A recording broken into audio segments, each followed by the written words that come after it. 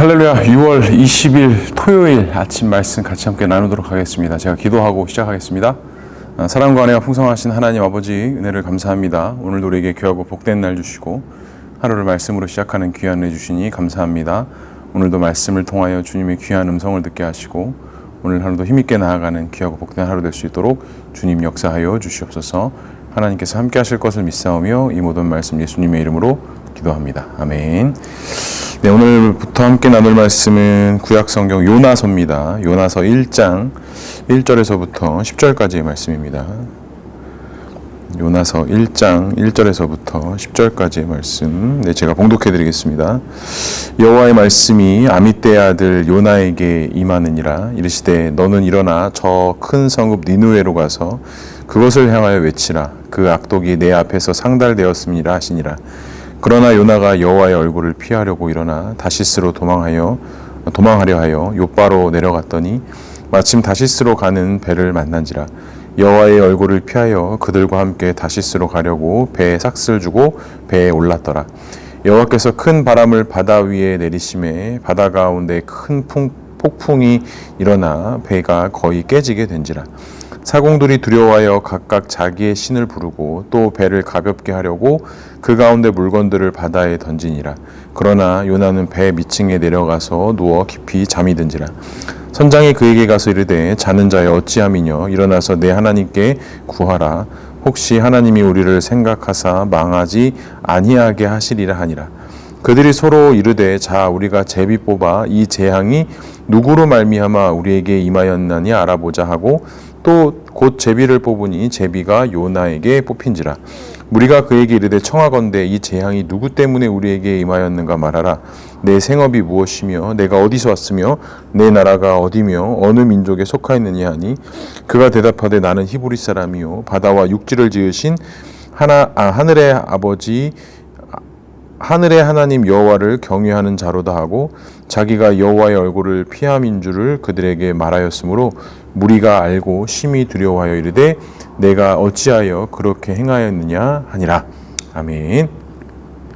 네, 오늘부터 요나서의 말씀이 이제 시작이 됩니다. 한 4장밖에 되지는 않지만 짧고 되게 굵직굵직한 내용들이 사실 요나서에 좀 담겨져 있습니다. 그래서 아마 요나서 다음 이제 아마 나훔으로 아마 이렇게 좀 연결되어지는 것 같아요. 우리가 요나서 하면은 이제 물고기를 생각하게 되고 하나님의 말씀을 순종하지 못하고 이제 니느웨로 가지 않고 이제 다시스로 가려고 했던 그 요나의 불순종의 모습을 좀 우리가 이렇게 볼 수가 있습니다.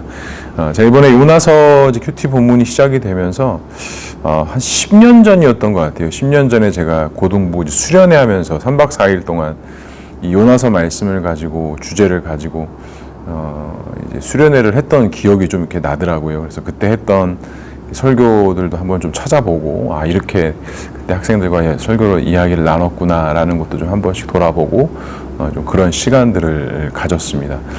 요나서는 크게 이제 하나님의 말씀 앞에 우리가 어떻게 순종해야 하는가, 어떻게 따라야 하는가, 또 하나님 앞에 어떻게 겸손하게 나아가야 하는가, 그런 부분의 큰 맥락에서 좀 권면과 지혜의 말씀들이 좀 담겨져 있는 것을 좀 우리가 알 수 있습니다. 그래서 요나서의 말씀을 통해서 우리가 함께 말씀을 나누고 함께 은혜를 나누고자 합니다. 첫 번째로 살펴볼 것은 하나님의 말씀이 요나에게 임한 이유가 무엇일까? 오늘 2절의 말씀에 보니까 너는 일어나 저 큰 성읍 니느웨로 가서 그것을 향하여 외치라. 그 악독이 내 앞에 상달되었음이라 하시니라 라고 말씀하고 있어요. 자, 여호와의 말씀이 그러니까 여호와의 계시가 지금 요나에게 임하였다라는 것은 하나님의 어떤 뜻과 어떤 하나님의 구원의 역사를 이루기 위한 하나님의 명령과 말씀이 땅에 떨어졌다라는 거예요. 그런데 말씀해 보면 그 악독이 내 앞에 상달되었음이니라 라는 거예요.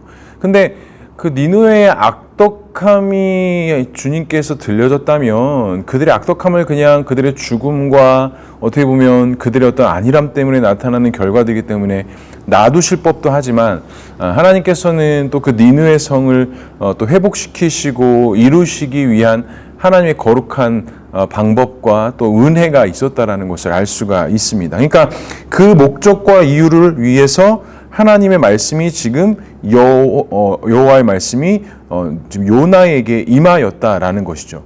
그런데 여기서 하나님의 말씀이 임하였다라는 것은, 그러니까 우리가 이렇게 생각하면 좋을 것 같아요. 하나님의 말씀이 우리에게 온다, 또 우리에게 말씀하신다라는 것이 우리가 그것을 내 입맛에 달면 갖고 내 입맛에 쓰면 버리는 이런 정도의 수준이 하나님의 말씀이 아니라, 하나님의 말씀이라고 한다면 반드시 그 말씀 안에 하나님께서 이루시고 책임지시고 성취시키는 하나님의 신실하심이 그 안에 있다라는 것을 우리가 알 수 있어야 돼요. 그러니까 요나라는 사람에게 하나님의 말씀이 임하여서 저 니느웨로 가서 회복을 선포하고 하나님의 말씀을 선포하고 회복을 선포하라는 건 거기에 어떤 자기의 주관적인 생각을 담아야 되는 게 아니라 하나님께로부터 온 진리의 말씀을 통해 순종하고 책임지시고 일으키시겠다라는 그 하나님의 뜻을 우리가 발견할 수 있어야 된다라는 거예요. 그러면서 오늘 하나님께서는 요나에게 2절에 너는 일어나라고 이렇게 표현합니다. 여기서 일어나라는 말은 요나에게 있어서 너가 선지자로서 나의 사명자로서 내가 니느웨로 가라고 하면 너는 일어나 그곳으로 가면 된다라는 게 지금 하나님의 말씀이었는데, 오늘 이 요나가 그 여호와의 말씀이 요나에게 떨어졌음에도 불구하고 요나가 그것에 대한 주저주저함이 발생됐다라는 게 사실 오늘 본문의 핵심 포인트입니다.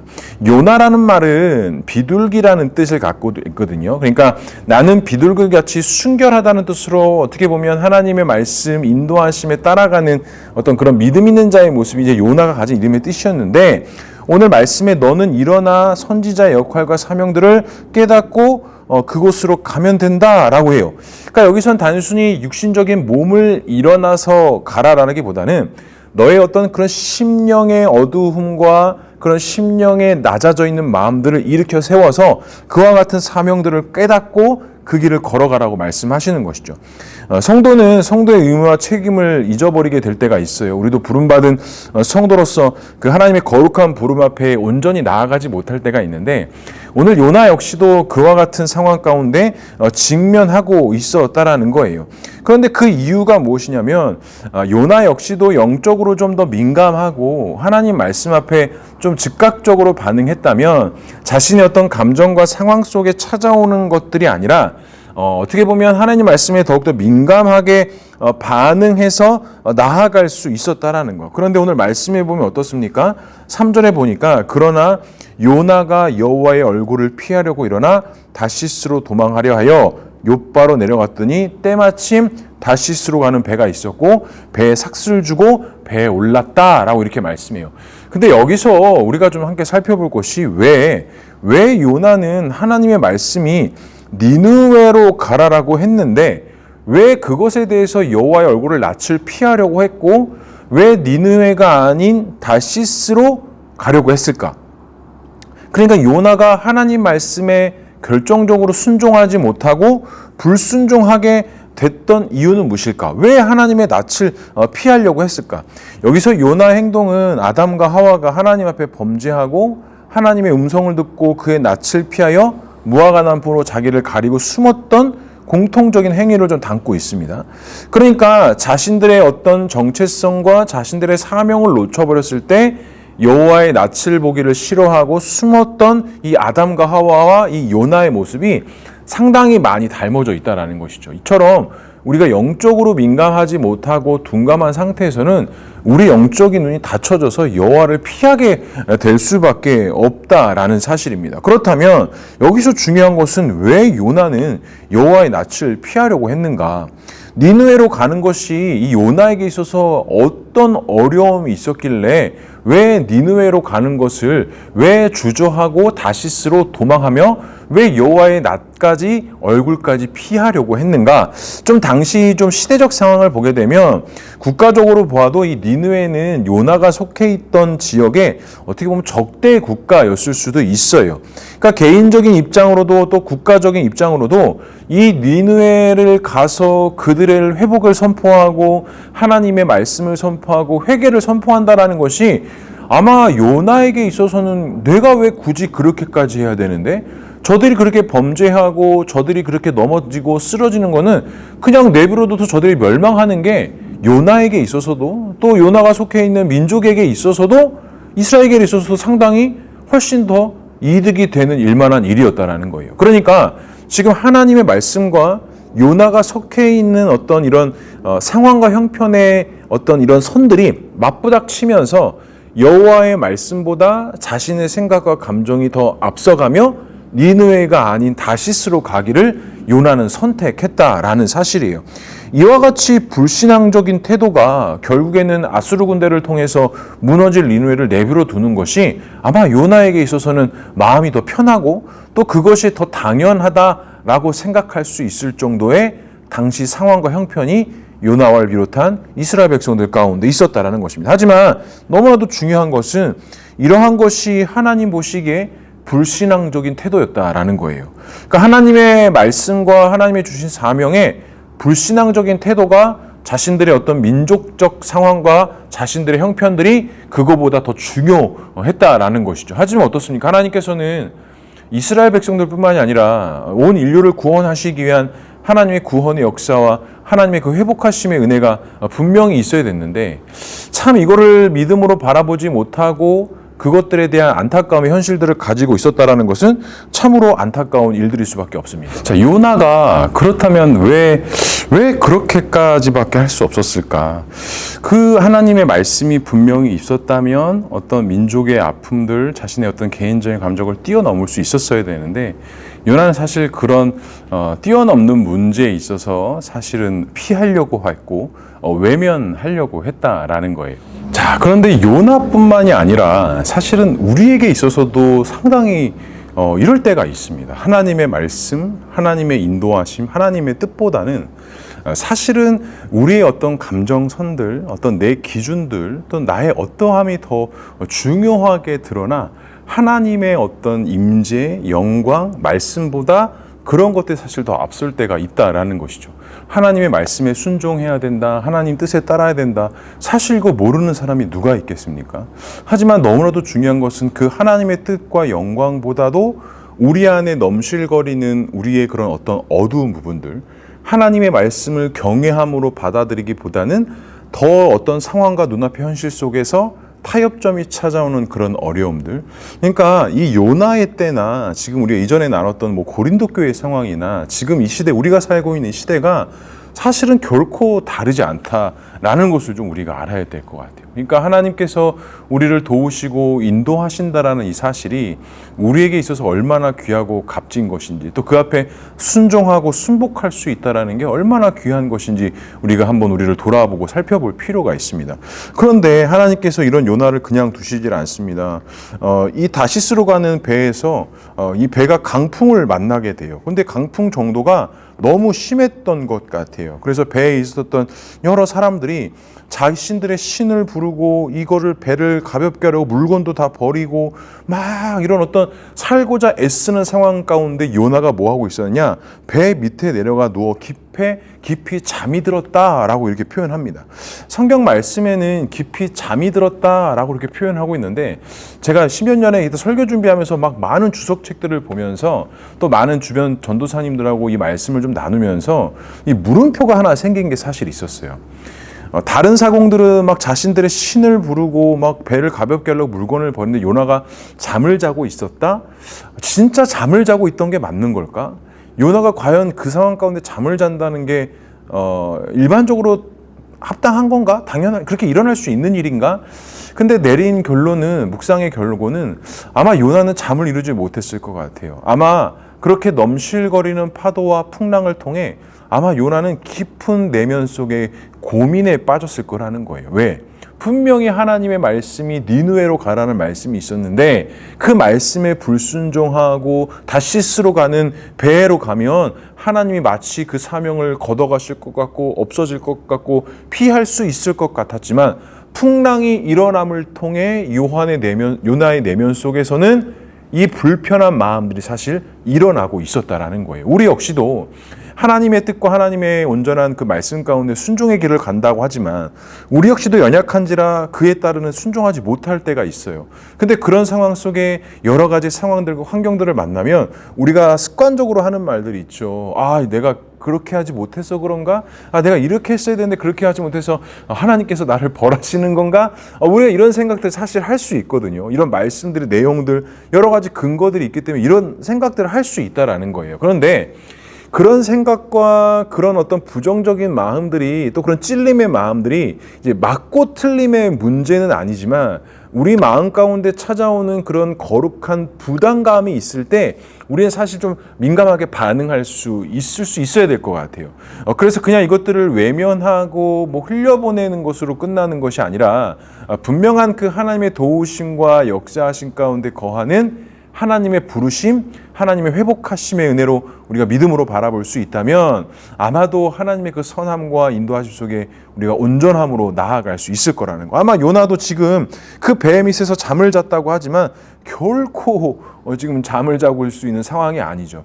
여호와의 낯을 피한 것으로 다 끝났다라고 생각했지만 절대 끝나지 않는다라는 거. 그러면서 사람들이 이제 요나에게 물어봅니다. 아니, 너 이렇게 잠만 자고 있을 게 아니라 너도 누구냐? 너의 신에게 너도 한번 이야기를 해봐라 라고 했을 때 요나가 9절과 10절에 아주 중요한 말씀을 합니다.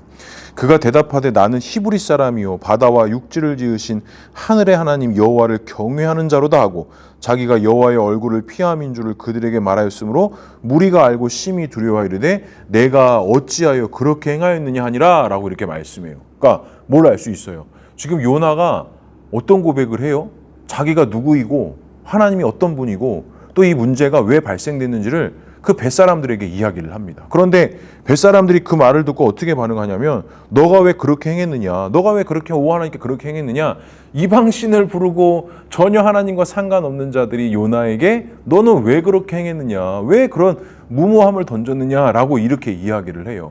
근데 이거보다도 더 중요한 거는 지금 요나가 그 뱃 밑 잠잘 수도 없는 그 상황 속에 넘실거리는 파도 속에 내가 누구인지 하나님이 누구이신지를 알아가는 회복의 길을 걸어가고 있었다라는 거예요.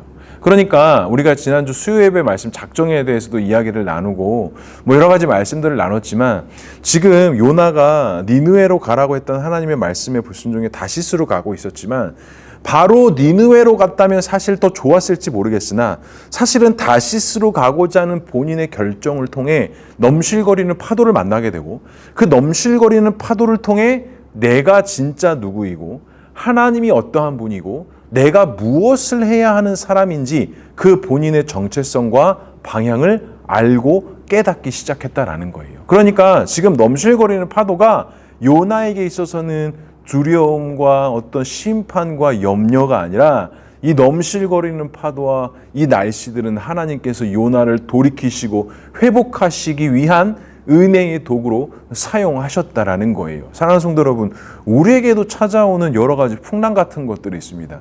그러니까 우리도 이제 습관적으로 풍랑이 일었을 때 그것에 대해서 막 어떡할까 막 무서워하고 두려워하고 막 이렇게 바라봐야 될 것이 아니라 이 일을 통해서 하나님께서 하실 일은 무엇일까? 이 일을 통해서 내가 하나님께 무엇을 고백하고 무엇을 헌신하고 결단하고 나아가야 될까? 이렇게 우리가 하나님의 관점으로 생각하고 바라볼 수 있다라고 한다면 분명한 이것들을 통해서 하나님의 회복하심, 하나님의 역사하심이 나타날 수 있다라는 사실입니다. 사랑하는 성도 여러분, 내가 혹시 여호와의 낯을 피하고 있지 않습니까? 내가 혹시 어떤 하나님의 그런 은혜의 도구들을 외면한 채 내가 가고자 하는 길로 혹시 걸어가고 있지는 않으십니까? 간절히 바라기는 우리의 모든 삶이 하나님의 낯을 피하는 것이 아니라 하나님 말씀에 귀 기울이시고 순종하여서 믿음의 길을 나아갈 수 있기를 주님의 이름으로 간절히 축복합니다. 그리고 혹여나라도 니느웨가 아닌 다시스로 가고 있다 할지라도 반드시 하나님께서는 그 다시스로 가고자 하는 발걸음도 돌이키시고 회복시키셔서 하나님의 뜻을 이루시는 거룩한 은혜로 이끌어 가신다는 사실을 기억하시고 하나님의 능력과 소망 가운데 나아갈 수 있기를 주님의 이름으로 간절히 축복합니다. 기도하겠습니다. 사랑과 은혜가 충만하신 하나님 아버지 은혜를 감사합니다. 오늘도 우리에게 주님의 귀한 은혜가 있게 하시고 하나님의 도우심과 역사하심 가운데 나아가게 하시니 주님 감사합니다. 온전하신 하나님의 능력 가운데 거하게 하시고 하나님을 찬양하며 예배하며 나가는 우리 모두가 될 수 있도록 주님 인도하여 주시옵소서. 오늘 하루도 주님 붙잡고 승리한 하루 될 수 있도록 주님 함께하여 주시고 오늘 우리의 사명과 은혜에 따라 나아가는 우리 모두가 될 수 있도록 주님 역사하여 주시옵소서. 하나님께서 함께하실 것을 믿사오며 이 모든 말씀 예수님의 이름으로 기도합니다. 아멘. 네, 감사합니다. 오늘도 주 안에서 승리하시기 바랍니다.